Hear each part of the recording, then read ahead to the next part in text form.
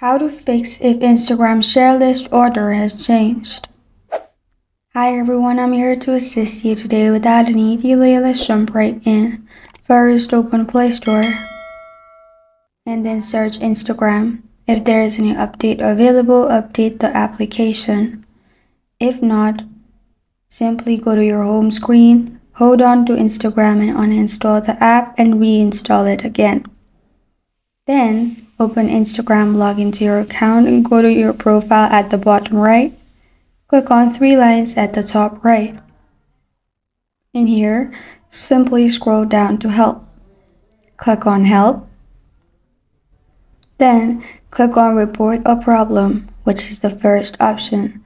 And in here you can explain your problem, mixed sharing list, click on Send, and you're good to go. Instagram will get back to you and solve your problem. This is how to fix if Instagram share list order has changed. Thank you for joining me today. If this video helps you out, please leave a like and subscribe for more. Got a question or want to suggest a topic? Comment below. Thank you for watching.